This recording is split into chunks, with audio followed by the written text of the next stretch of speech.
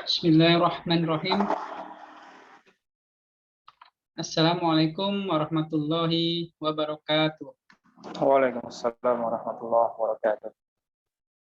Alhamdulillahilladzi an'amana bi ni'matil iman wal islam. Asyhadu an la ilaha illallah wa asyhadu anna Muhammadan abduhu wa rasuluh wa la nabiyya wa rasula ba'da. Allahumma sholli wa sallim ala nabiyyina Muhammadan wa ala ali ala Muhammad.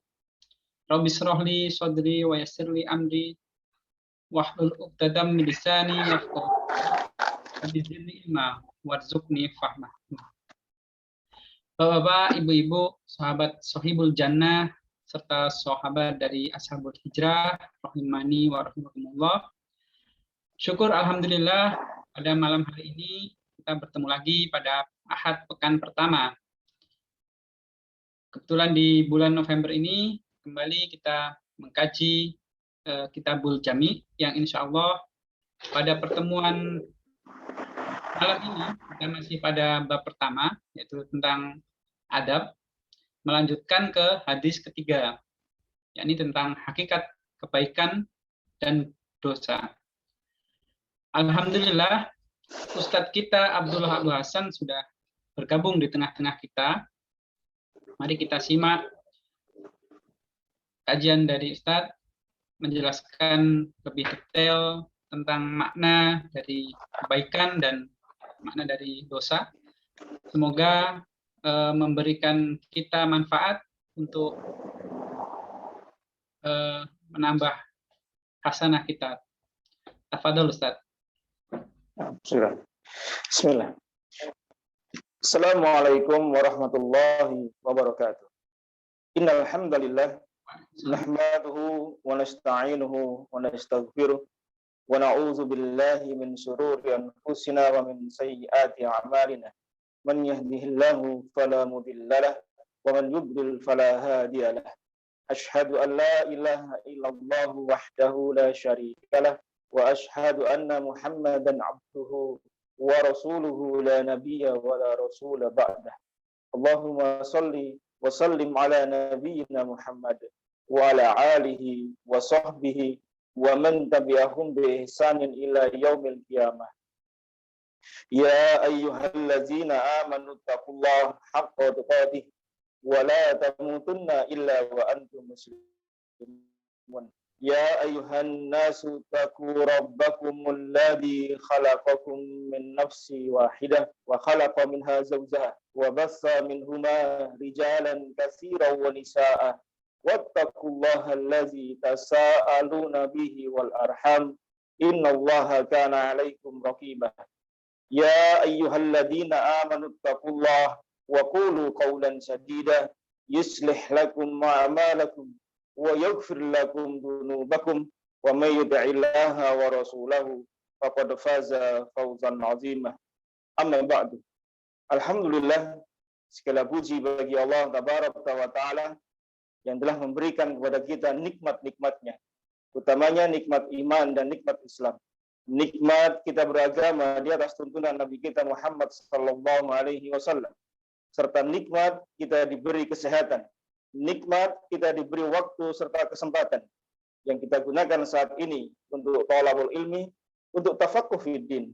Semoga Allah Subhanahu wa taala menjadikan kita masuk dalam sabda Nabi-Nya sallallahu alaihi wasallam, "Man salaka tariqan yaltamisu fihi ilman, sahalallahu lahu bihi tariqan ilal jannah."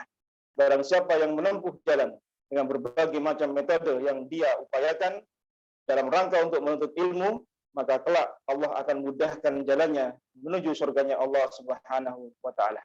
Dan mari kita jadikan nikmat-nikmat Allah ini menjadi sarana, menjadi wasilah kita untuk semakin dekatnya kita kepada Allah Subhanahu wa taala.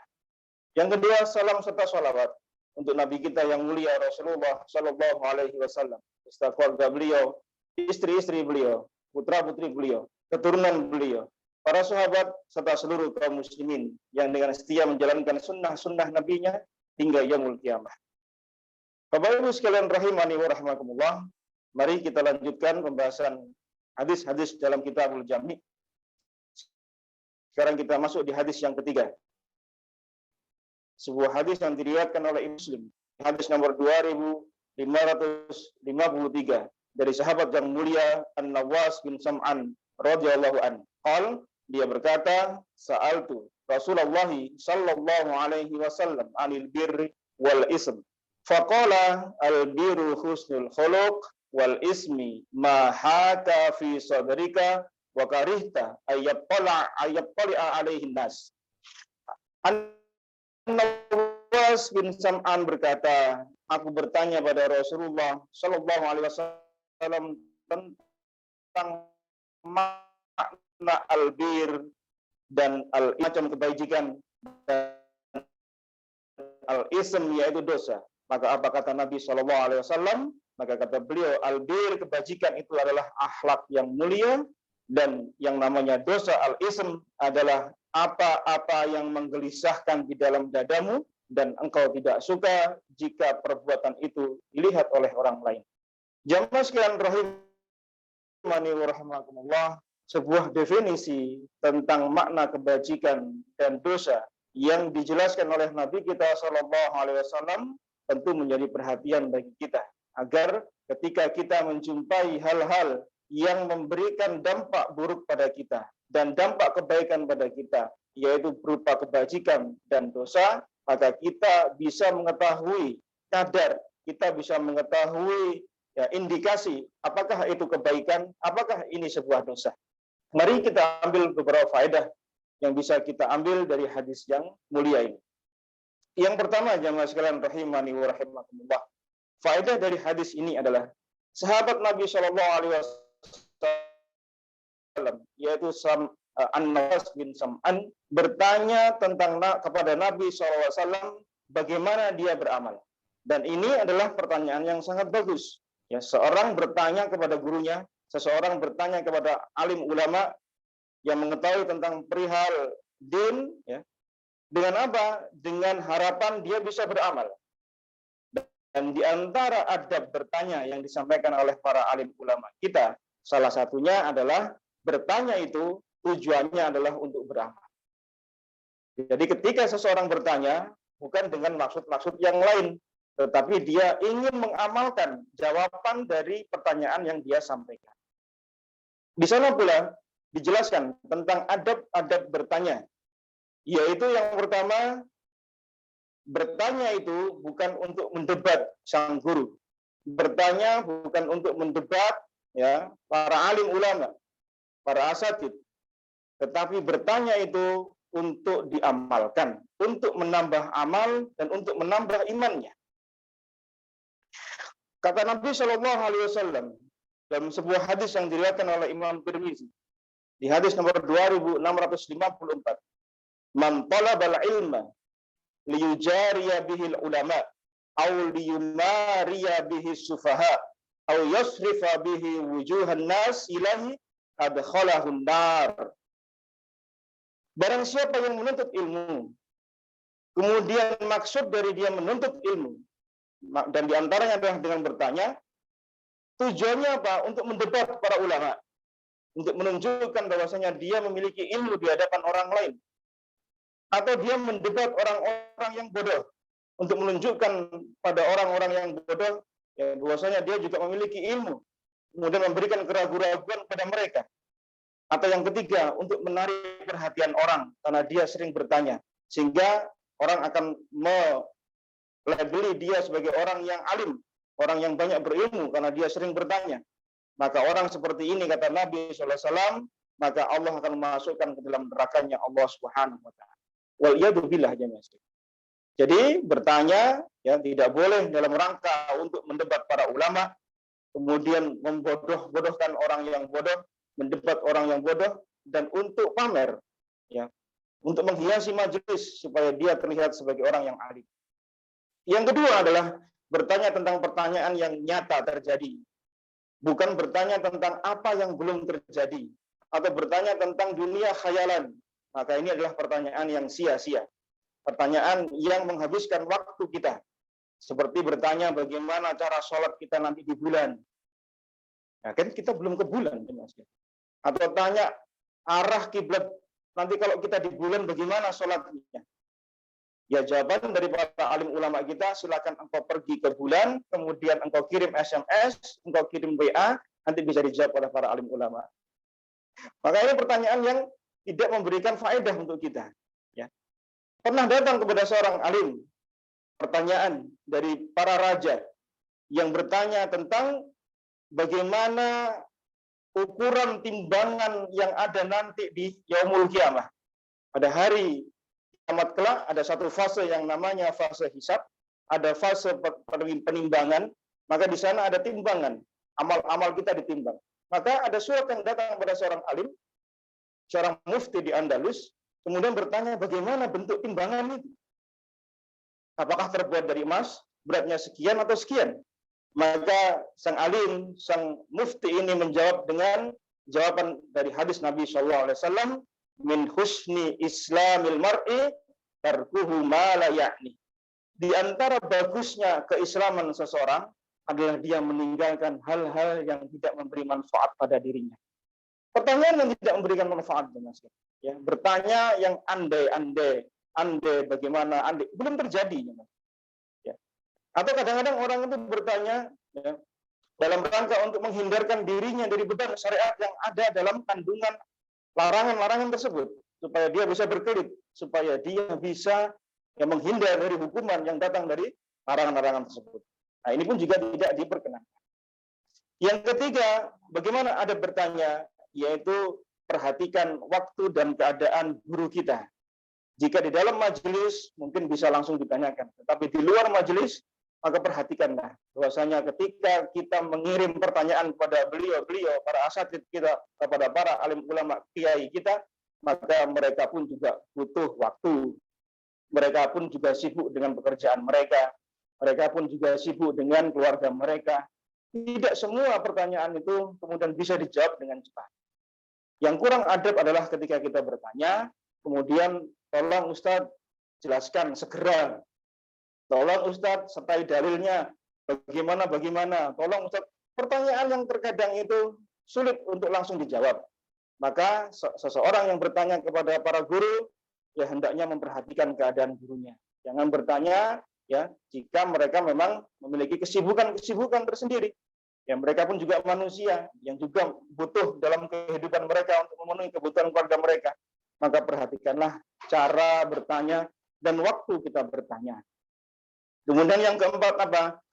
Jangan bertanya hanya untuk menambah wawasan kita.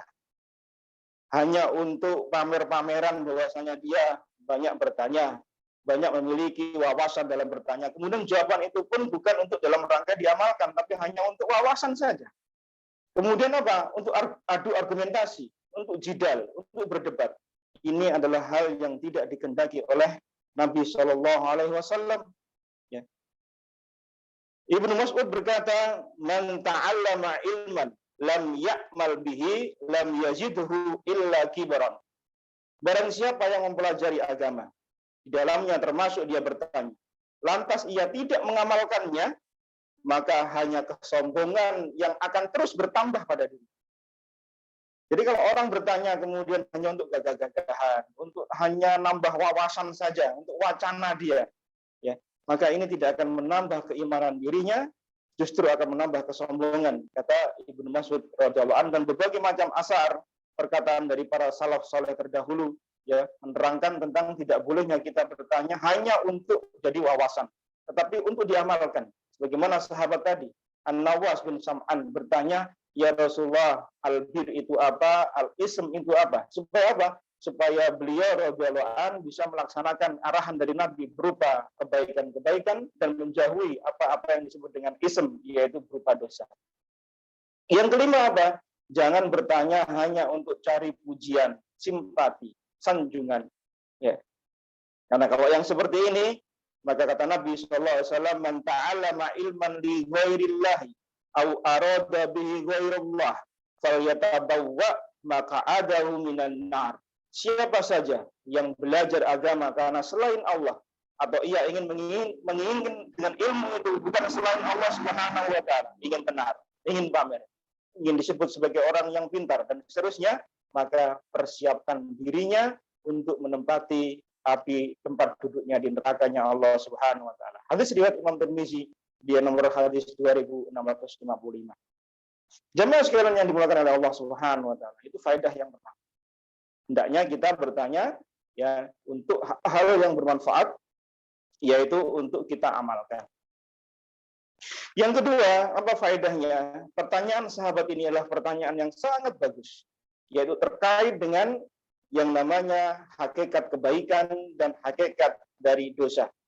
Tentu di dalam kehidupan kita sehari-hari, ketika kita bermuamalah dengan sesama kita, bermuamalah pada Allah Subhanahu wa taala, maka tentu di sana kita akan berinteraksi dengan yang namanya dosa ataukah yang sebaliknya, yaitu kebaikan. Maka kalau tidak jatuh pada satu, maka akan jatuh pada yang lain. Maka ketika kita mengetahui tentang indikasi, tentang ya batasan-batasan, definisi dari kebaikan dan dosa, maka insya Allah kita akan bisa mengambil faedah, bisa kita terapkan dalam kehidupan kita sehari-hari. Faedah yang ketiga, jemaah sekalian rahimani wa rahimakumullah.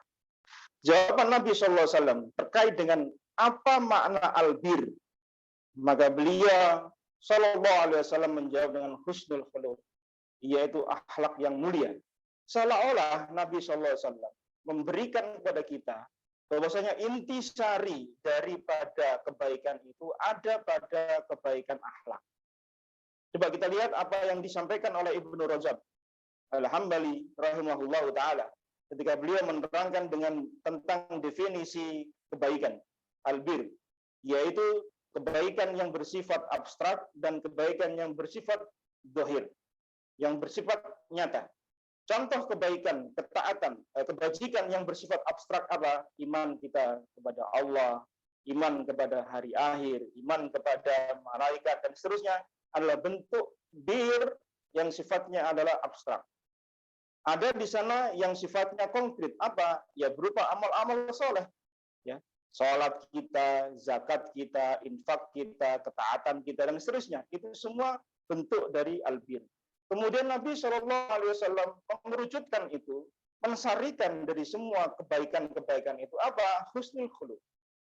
Sehingga seolah-olah Nabi mengatakan bahwasanya semua yang berbentuk kebaikan itu ada pada kebaikan akhlakul karimah. Ini mirip dengan apa yang disabdakan Nabi SAW ketika beliau mensabdakan tentang makna haji. Defini atau intisari dari haji. Kata beliau, al-hajju arafah. Haji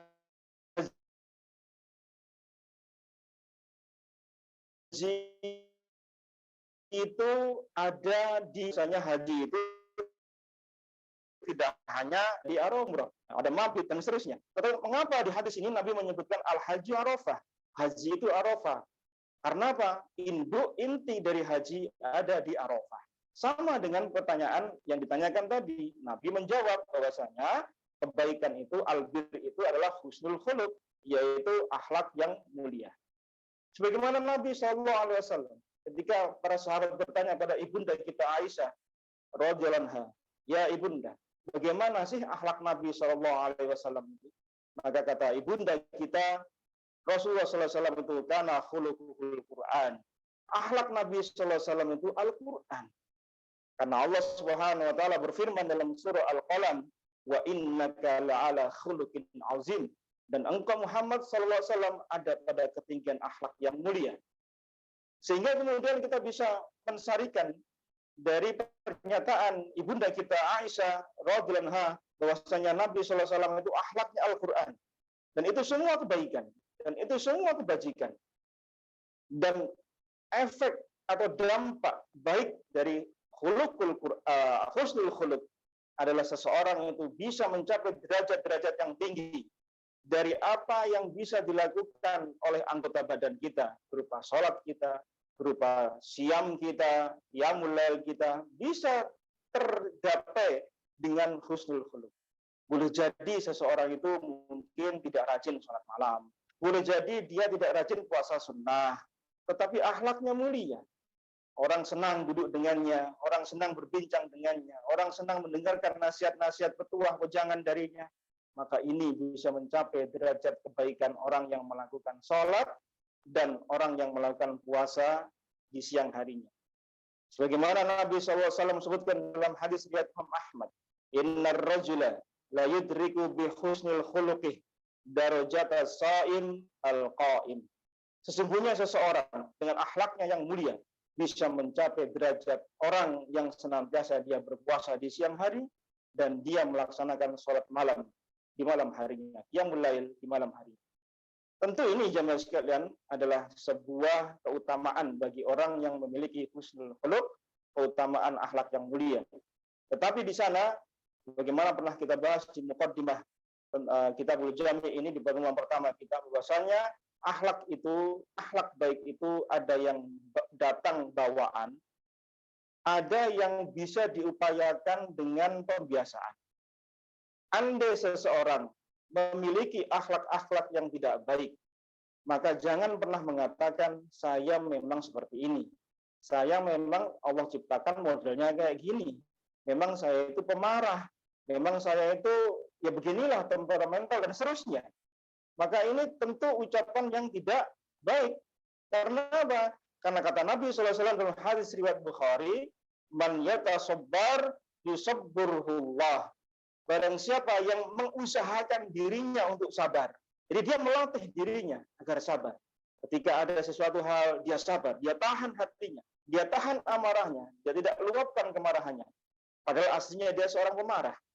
Maka apa kata Allah Subhanahu, apa kata Nabi SAW? Maka Allah akan jadikan dia orang yang sabar. Artinya apa jemaah sekalian? Dia aslinya orang pemarah. Dia aslinya temperamental. Dia aslinya sumbunya pendek. Mudah marah. Mudah meletik. Mudah terbakar dengan sesuatu hal yang sepele katanya. Tetapi dia berusaha untuk melatih, bermujahadah dirinya, ya, untuk apa? Untuk sabar. Maka Allah akan memberikan dia sifat sabar. Artinya apa? Akhlakul karimah itu bisa diperoleh, bisa diupayakan. Jangan kemudian kita pasrah bongkoan. Kalau kita memiliki akhlak-akhlak yang buruk, kemudian kita mengatakan, ya sudah, memang Allah ciptakan kayak gini, saya ini memang nggak bisa aja. Karena Nabi menyebutkan demikian, dan kita lebih percaya dengan sabda Nabi SAW, maka kita pun juga harus mengupayakan diri kita untuk mencapai derajat husnul khuluq, yang itu semua adalah inti dari albir, yaitu kebaikan-kebaikan. Kemudian disarikan oleh Hasan al-Basri rahimahullah, seorang pembesar tabi'in di masanya, beliau mengatakan terkait dengan makna husnul khuluq. Apa itu kata beliau? Hakikatul husnul khuluq, hakikat dari akhlak yang mulia itu ada pada 3 keadaan. Yang pertama apa? Badzul ma'ruf, yaitu dia mudah berbuat baik sama orang. Dia ulurkan tangannya, dia ulurkan tenaganya, dia ulurkan hartanya untuk menolong orang. Yang kedua apa? Waqaful adza, dia menolak, ya, dalam rangka untuk tidak mengganggu orang lain. Dia tahan tangannya supaya tidak mengganggu orang lain. Jadi yang pertama dia menolong orang, yang kedua intisari dari akhlak yang mulia, yang itu semua adalah inti dari kebajikan, yaitu apa? Dia tidak mengganggu orang. Dan yang ketiga apa? Yaitu wa talaqatul wajh, wajahnya berseri-seri, murah senyum, ketemu sama orang senyum, sumeh. Ya, bayangkan kalau kita bertemu dengan saudara kita, ya, sudah kita ini di tanggal tua, sudah kita ini banyak masalah, ketemu dengan teman, ketemu dengan kolega, ketemu dengan kerabat, dengan sahabat, wajahnya pun juga merah padam, nggak ada senyum, ya, nggak ada keramahan, maka tentu itu tidak menyenangkan di hati kita. Dan kalau kita bertemu dengan saudara kita yang senyum murah, insya Allah, hati ini jadi tenang. Maka benar kata Nabi SAW, senyummu adalah sedekah. Tapi jangan banyak-banyak senyum, nggak ada apa-apa senyum, sama tembok senyum, sama pohon senyum. Nah ini bahaya ini. Nanti bisa di konseling, ya, di psikolog ini. Karena senyumnya nggak ada temennya gitu. Jangan menerapkan hadis ini kemudian di mana-mana senyum-senyum, nanti dikira ada konsep ya di otak kita. Nah ini yang dikatakan oleh Hasan al-Basri rahimahullah. Jadi intisari dari akhlak yang mulia, dia bantu orang, ringan tangan, ya, dengan tenaganya, dengan hartanya. Kemudian yang kedua, dia nggak ganggu orang. Yang ketiga apa? Wajahnya berseri-seri, senyum, murah senyum. menyenangkan orang. Coba kalau kita ketemu sama orang yang murah senyum, Masya Allah.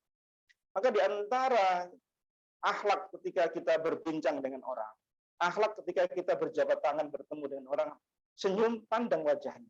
Jangan ketika berbincang itu nggak lihat wajahnya, nunduk aja, atau lihat HP-nya, atau lihat tempat lain. Itu tentu bukan adab yang baik.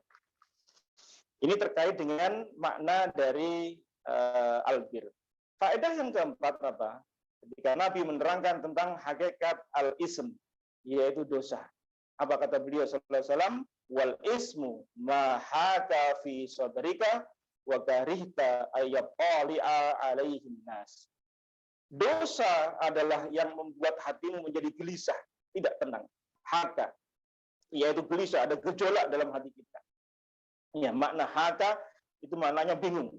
Ya, wah ada dosa, bingung saya, ada gemetar hatinya, ada ketidakseimbangan di dalam jiwanya. Kemudian yang kedua bahwa karihta ayat poli alaihin nas, kita tidak mau, kita malu, kita tidak suka kalau apa yang kita lakukan dilihat orang, tandanya itu kita sedang melakukan dosa. Jamaah sekalian yang dimuliakan oleh Allah Subhanahu, untuk mengenal dosa, untuk yang mengenal namanya kemaksiatan, kita bisa mengetahui dari hadis-hadis Nabi sallallahu alaihi wasallam dan sebelumnya adalah dengan Al-Qur'anul Karim. Maka di sana ada pembahasan tentang al-kabair, tentang dosa-dosa besar yang ditulis salah satunya oleh Imam Az-Zahabi rahimahullah. Ya, kita pun juga membahas kitab ini di dua majelis yang lain. Ini pun juga jadi indikasi bagi kita. Karena apa? Di sana diterangkan dalil-dalil dari Al-Quran dan Al-Hadis serta ucapan dari para ulama-ulama salaf, ulama salaf terdahulu. Nah, di sana Imam Az-Zahabi menuturkan ada 70 sekian dosa. Nah, tapi tidak semua orang kan bisa mengetahui, tidak semua orang mau mempelajari tentang dosa-dosa tersebut. Kemudian datang apa yang disebut oleh Nabi Shallallahu Alaihi Wasallam. Kalau engkau tidak bisa mengenali yang namanya dosa, karena mungkin tidak membaca, mungkin tidak tahu, ya tidak mau mendengarkan kajian-kajian, ya minum khamr misalnya dosa, berjudi itu tidak boleh, berbohong tidak boleh, ya berdusta tidak boleh, curang tidak boleh. Dia tidak tahu misalnya, maka indikasi yang Nabi sebutkan ini, yaitu terjadinya gelisah, goncangan dalam jiwa. Dan yang kedua, kita tidak mau dilihat oleh orang ketika kita melakukan itu, maka ketahuilah kita sedang melakukan dosa. Ya, jadi ini tanda dari Nabi SAW. Jadi kalau kita ingin tahu, ini saya dosa apa enggak? Bisa kita nggak tahu ya tentang dosa berdusta. Kita nggak tahu misalnya. Tentang ada larangan dari Allah, nggak boleh dusta. Larangan dari Nabi-Nya, nggak boleh dusta. Kemudian ketika kita berdusta, ada rasa gelisah, ada takut dalam hati kita. Kemudian kita tidak mau orang mengetahui apa yang kita ucapkan kalau kita ini telah berdusta, maka ketahuilah itu berarti dosa. Ya. Artinya apa jemaah sekalian? Ketika hati ini masih lurus, ketika fitrah manusia ini masih terjaga, tidak banyak terkontaminasi dengan berbagai macam maksiat dan seterusnya, maka fitrahnya manusia ini akan menuntun hati itu untuk bisa mengenali, untuk mensensor, untuk memberikan alarm, oh ini loh dosa, ini dosa, hati-hati. Ketika jiwa kita bergoncang, gelisah, saya misalnya mencuri, ini contoh ya, kita misalnya minum khamr, terus kemudian kita toleh sana, toleh sini, ada orang enggak ya? Nah, berarti kita ketika minum khamr itu dosa. Tapi kalau kita kemudian nyantai-nyantai saja, bahkan kemudian dipertontonkan ke khalayak ramai, maka ketahuilah fitrah kita sedang tidak lurus. Hati kita terkena banyak kerak-kerak maksiat dan dosa, sehingga kemudian sensitivitas terhadap dosa sudah tidak berlaku lagi. Jadi kaidah yang disampaikan Nabi Sallallahu Alaihi Wasallam ini adalah ketika fitrah kita masih lurus, ketika seseorang tidak banyak terkena subhat, tidak terkena banyak racun-racun dari penyakit-penyakit hati, maka orang akan bisa mengetahui, oh ini saya dosa. Kenapa? Hati saya nggak tenang. Coba kita pernah nggak merasakan seperti itu? Ketika kita melakukan sesuatu, hati saya kok nggak tenang. Kemudian kita takut orang tahu, ketahuan orang, itu malu kita dilihat orang, terdengar orang kita malu, terlihat orang kita malu. Maka itu kita sedang melakukan dosa.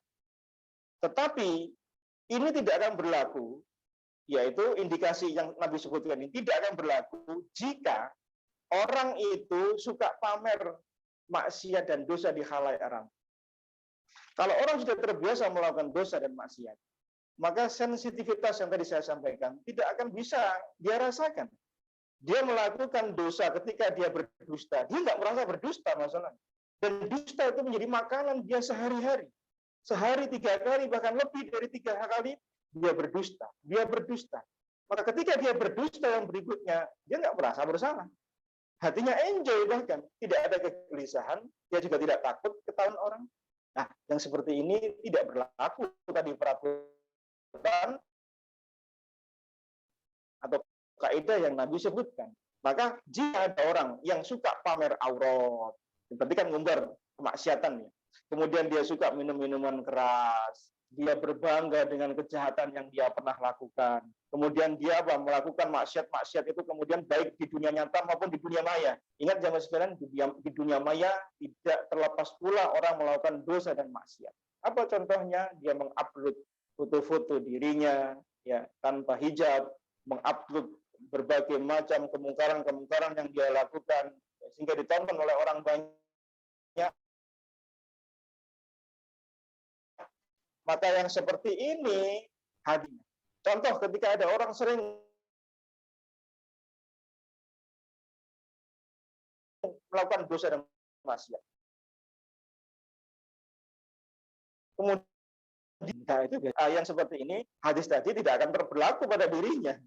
Ya, jadi kata para alim ulama kita, hadis ini ketika fitrah kita masih lurus, maka akan bisa merasakan indikasi. Faedahnya apa pula? Yaitu berbahagialah ketika seseorang itu diberi oleh Allah Subhanahu wa taala fitrah yang lurus. Yang dengan fitrah itu dia bisa mengidentifikasi ini dosa apakah tidak. Dia nggak banyak buka buku, dia nggak banyak dengar kajian barangkali, dia nggak banyak melihat kajian dan seterusnya. Tetapi fitrahnya ini masih lurus. Maka ketika dia melakukan dosa, maka akan terindikasi ada sensor berbunyi dalam hatinya, gelisah, tidak nyaman, tidak tenang. Nah, ketahuilah itu dosa. Apa yang kita lakukan itu dosa. Apa yang harus kita lakukan? Segera keluar. Segera mentas dari dosa yang dia lakukan. Segera bertobat pada Allah Subhanahu wa taala. Segera dia beristighfar pada Allah Subhanahu wa taala. Karena ketika seseorang melakukan dosa dan maksiat, apa kata Nabi sallallahu alaihi wasallam? Innal abda idza akhta'a khati'atan nukitat fi qalbihi nuqtatun sauda. Apabila seorang hamba melakukan satu dosa atau maksiatan, maka Allah akan berikan noktah hitam di dalam hati. Ada bekas, ada asar yang nempel menjadi kerak dalam hatinya. Jika dia bertaubat, kata Nabi, dia meninggalkan dosa itu, dia istighfar, sukilat qalbu, Allah akan jernihkan kembali hati. Tetapi jika dia kembali melakukan dosa yang sama, atau dia tambah dosa berikutnya tanpa dia bertaubat, tanpa dia istighfar, maka apa kata Nabi SAW? Dia akan semakin mengeras dan mengeras. Sehingga kemudian tidak lagi bisa mengidentifikasi, ini dosa apa enggak. Nah, ini jamaah sekalian, rahimani wa rahmatullah. Ya, semoga Allah Subhanahu wa taala menjadikan kita orang-orang yang bisa mengambil ibrah, mengambil manfaat dari apa yang disampaikan oleh Nabi SAW kepada An-Nawas bin Sam'an, yang sejatinya nasihat ini pun juga untuk kita.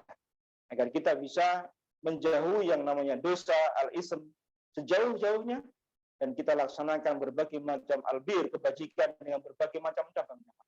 Yang semoga semua ini menambah keimanan kita pada Allah Subhanahu wa taala dan menambah pundi-pundi amal-amal kebaikan kita nanti di yaumul qiyamah. Allahu a'lam bishawab. Ini yang bisa kita sampaikan. Semoga menjadi ilmu yang nafi' fid dunya wal akhirah.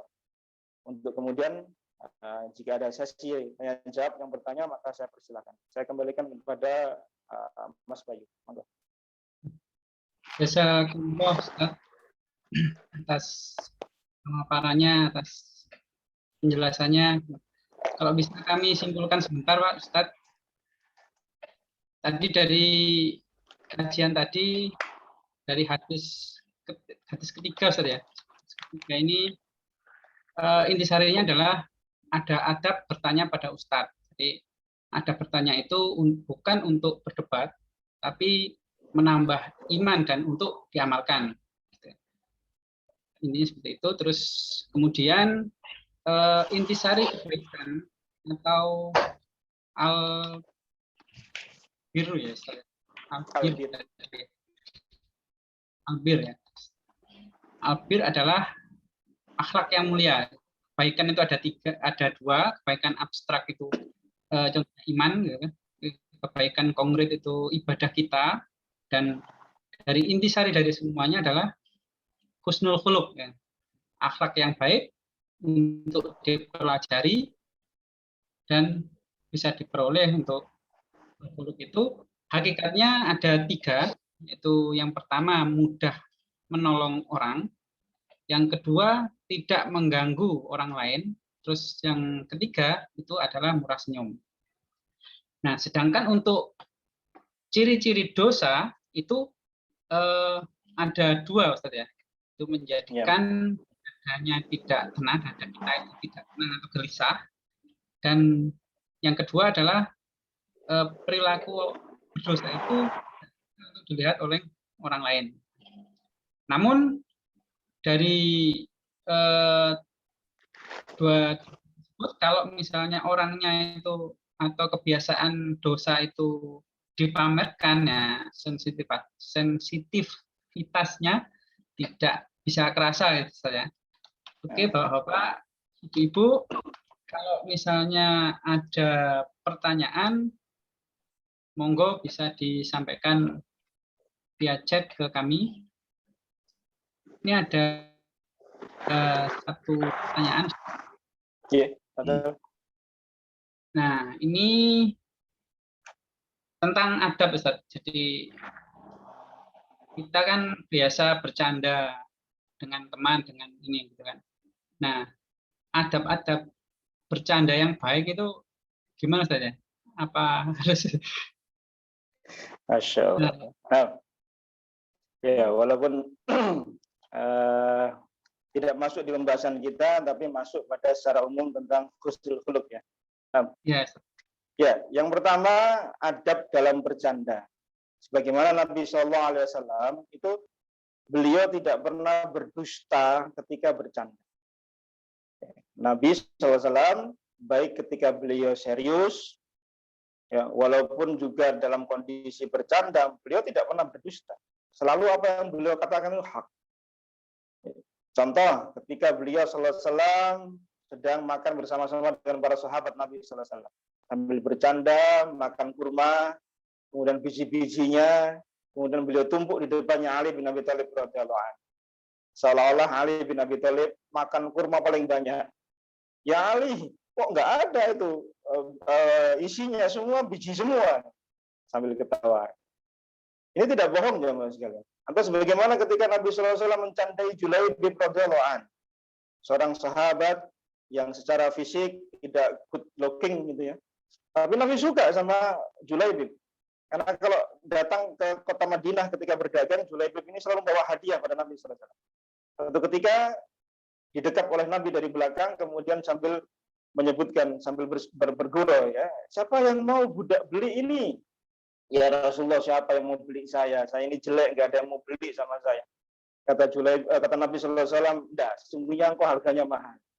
Kemudian Nabi menikahkan Julaibib dengan seorang putri bangsawan, ya, putri orang kaya di Madinah. Kedua orang tua si putri ini tidak mau karena penampilan dari Julaibib tidak meyakinkan, ya, tidak bagus dan juga bukan orang kaya. Tapi sang putri mengatakan, ya ayah, apa yang Allah dan Rasul pilihkan untukku, maka jangan kau tolak. Nah, kemudian menikahlah Julaibib dengan sang putri. Di malam pertama ada seruan jihad. Kemudian setelah itu Julaibib langsung pergi berjihad tanpa sempat mandi janabah. Kemudian ketika wafat dalam peperangan tersebut, Nabi SAW melihat ada 70 malaikat yang memandikan Julaibib radhiyallahu anhu. Bercanda Nabi SAW. Jadi bercanda itu boleh, tapi jangan berlebihan. Satu, tidak berdusta. Karena ada sahabat Nabi SAW, barang siapa yang berdusta untuk membuat satu kaum tertawa, maka bersiap-siaplah dirinya untuk masuk nerakanya Allah Subhanahu wa taala. Jadi tidak boleh ya, seguyon terus berdusta itu tidak boleh. Jadi yang dikatakan hak, ya hak, benar. Jadi jangan bujui gitu ya, berbohong tapi supaya orang tertawa gitu. Kan banyak itu. Coba kalau kita lihat di panggung-panggung melawak, itu isinya dusta itu. Skenario yang dibikin tuh dusta. Tapi orang tertawa itu kemudian. Nah, itu enggak boleh. Yang kedua, tidak berlebih-lebihan dalam bercanda. Canda itu bumbunya kehidupan. Bumbu ketika kita bincang. Kalau bincang nggak ada bumbu ketawanya, nggak ada candanya, ya terasa garing lah. Ibarat garam, garam itu tambahan saja dalam makanan. Coba kalau nggak ada garam, kita akan merasa kurang garam. Kelebihan garam pun juga tidak enak. Sama seperti itu. Canda dari awal sampai akhir majelis, isinya canda semua. Mematikan hati, kata Nabi SAW. Maka jangan banyak bercanda. Hati akan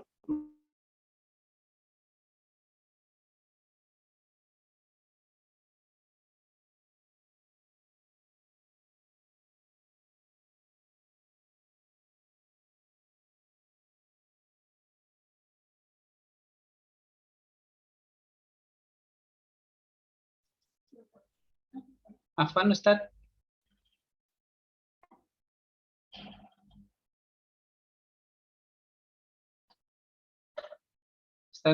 Ustaz Basan.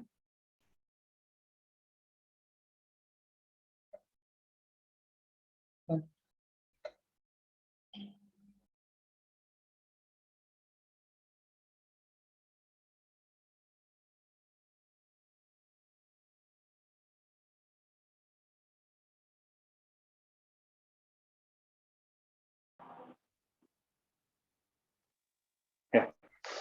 Jadi bercanda, satu, adabnya apa? Tidak boleh berdusta. Yang kedua, bercanda bukan jadi mayoritas dalam pembicaraan kita. Ya, kurangi ketika bercanda memperolok-olok, ya, mensifati seseorang dengan sifat anggota tubuhnya, sifat perilakunya, sehingga kemudian jadi candaan. Ini tidak diperbolehkan. Ya. Allahu a'lam bishawab. Kalau pengajian yang bercanda itu sebaiknya gimana, Ustaz? Yang banyak bercandanya maksudnya. Bisa diulangi, Mas? Agak terputus tadi. Pengajian yang kalau kita ikut kajian tapi yang banyak lebih dominan apa? Candanya. Bercanda. Iya, sebaiknya ya sebaiknya dia tidak hadir di majelis tersebut, ya, karena majelis itu bukan majelis ilmu tapi majelis lawakan, ya. Karena sekarang itu orang kalau pematerinya itu tidak ada guyone, itu garing itu. Saya pernah disambati sama seorang takmir itu, ya. Dia menceritakan keadaan masjidnya yang sering ngundang para ustadz-ustadz kita. Ada satu ustadz yang dia sebut itu, wah nggak mau ustadz jamaahnya. Kenapa? Saya bilang. Kan kalau di luar sana ustadz ini banyak yang hadir, saya bilang gitu. Iya, tapi di sini jamaah bilang garing. Ustadznya nggak tahu guyu. Jadi ustadznya dari awal sampai akhir itu nggak ada senyum sama sekali katanya. Lah, saya bilang memangnya kita ini cari majelis lawaan. Ya suruh pergi ke Sri Mulat sana, saya bilang. Ya canda boleh ya Mas Gan, boleh. Di tengah-tengah canda, senyum, ya boleh lah. Jangan terus serius gitu ya. Ya strength terus ya, nanti memang jamaahnya memang jadi kaku jadinya. Para asatid kita, para masayih kita pun juga kadang guyon kok beliau. Saya pernah hadir di kajiannya para masayih itu, mereka juga canda kok, tapi nggak banyak gitu loh. Bumbunya itu nggak banyak. Bumbu canda itu ya tadi sekedarnya saja. Kalau kebanyakan garam, nggak enak makanan itu. Kalau banyak garam, ya, seenak apapun makan kalau garamnya terlalu banyak ditumpahin ya nggak enak. Ya sama seperti itu. Ya, jadi sebaiknya kalau memang pematerinya itu banyak candanya, ya sebaiknya dihindari saja, nggak usah. Mematikan hatinya mereka. Nanti coba kalau pulang jamaah tadi, yo apa kajiannya? Wapi, apa? Lucu. Nggak dilihat inti materinya apa, ya, nggak dilihat apa kontennya, pokoknya lucu pokoknya. Dan itu terjadi, ya, terjadi betulan itu hak gitu. Ya, beberapa kali ada takmir itu sering cerita gitu. Ini begini. Takmirnya sudah mau ngelis blacklist gitu ya. Ustadz yang bersangkutan, tapi jamaah yang lain jangan Pak, itu enak itu. Repot juga. DKM-nya bagian seksi dakwah repot-repot juga. Cari ustadznya begini, jamaahnya minta yang begitu. Jadi kayak model pangsa pasar gitu ya.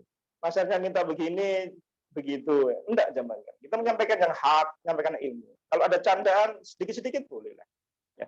Sebagaimana apa yang saya sampaikan juga tidak serius terus 100% gitu ya. Tapi juga tidak 100% guyu terus.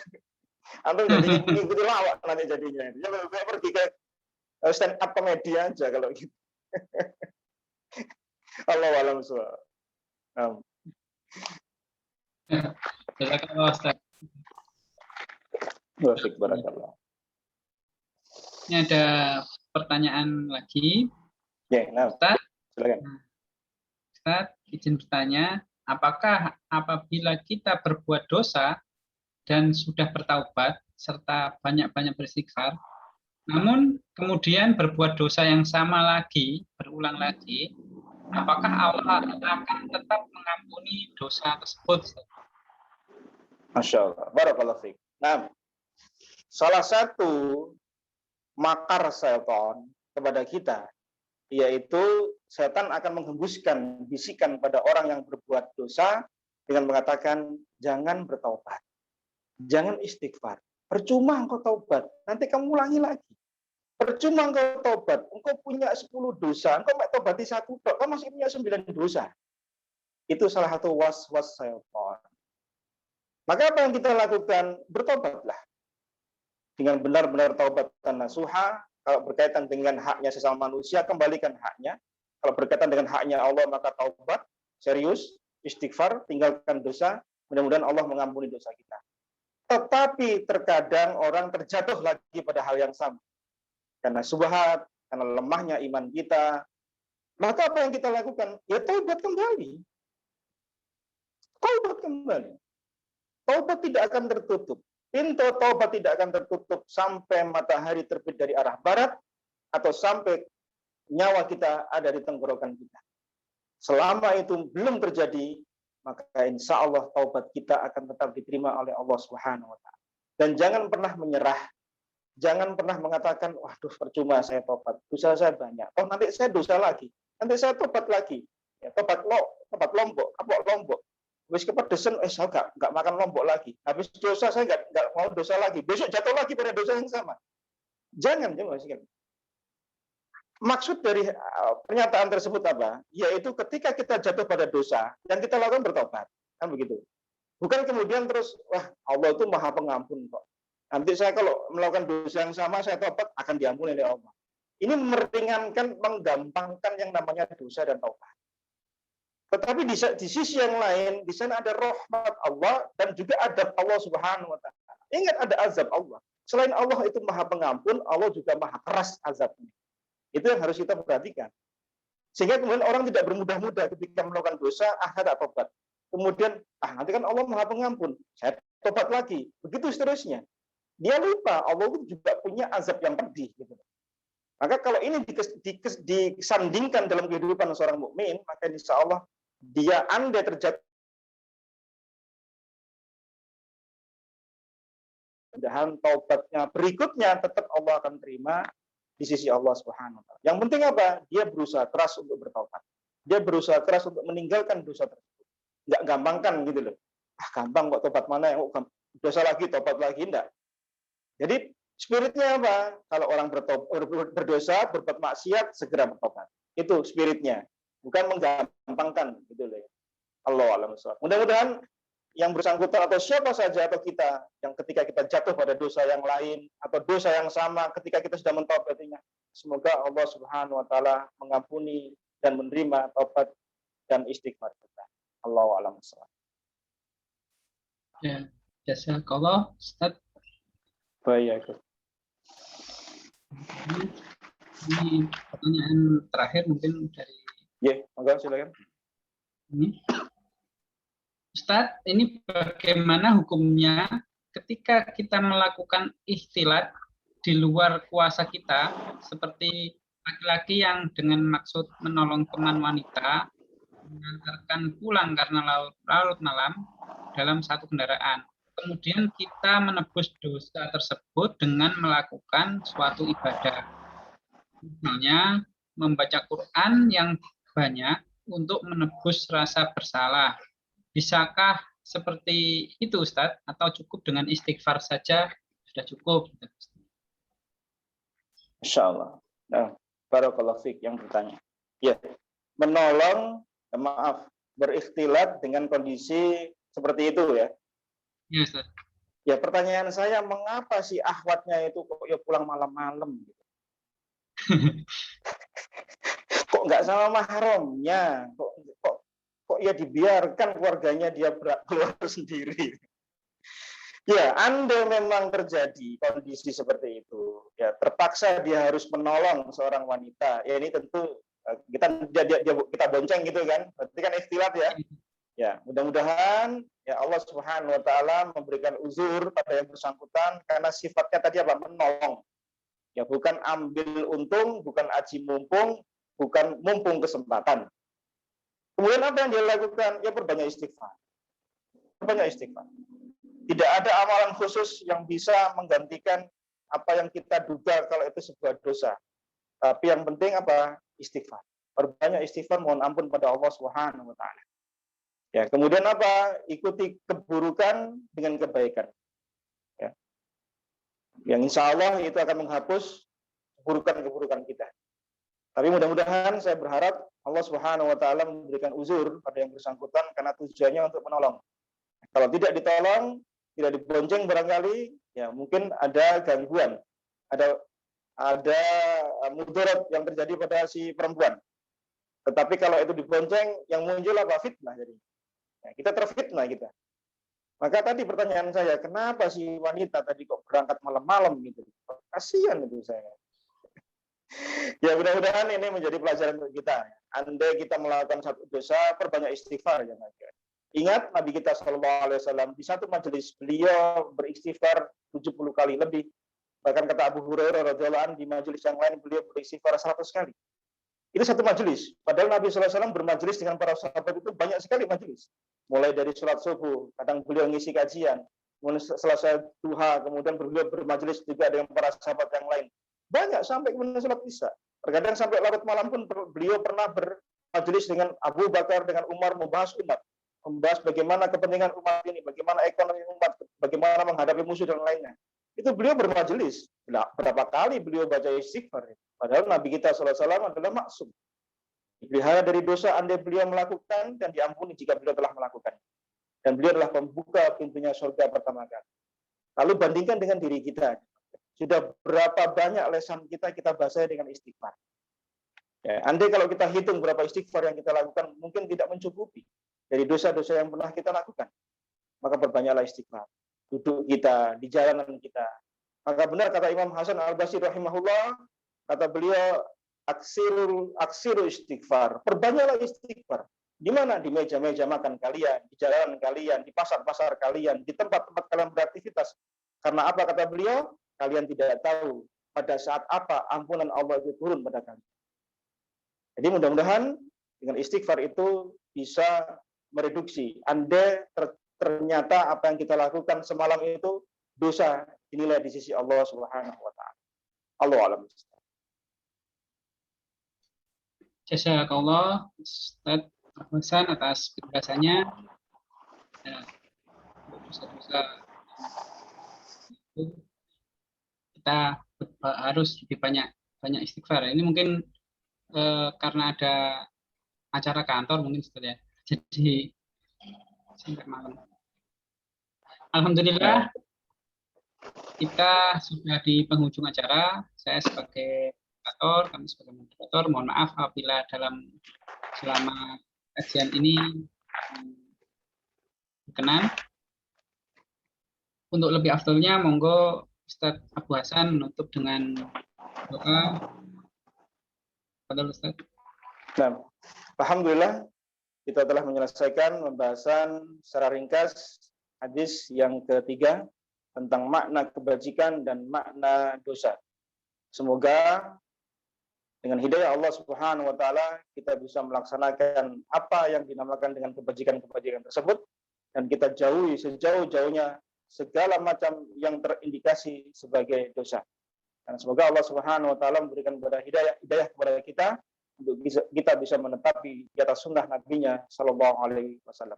Mohon maaf jika ada yang kurang. Semua datang dari kekhilafan saya dan kekurangan ilmu saya. Dan jika ada benarnya datang dari Allah Subhanahu Wa Taala dan saya memuji Allah Subhanahu Wa Taala. Kita akhiri dengan doa kafaratul majlis. Subhanakallahumma bihamdika asyhadu an la ilaha illa anta astaghfiruka wa atubu ilaik. Wa sallallahu ala nabiyyina Muhammad walhamdulillahirabbil alamin. Assalamualaikum warahmatullahi wabarakatuh.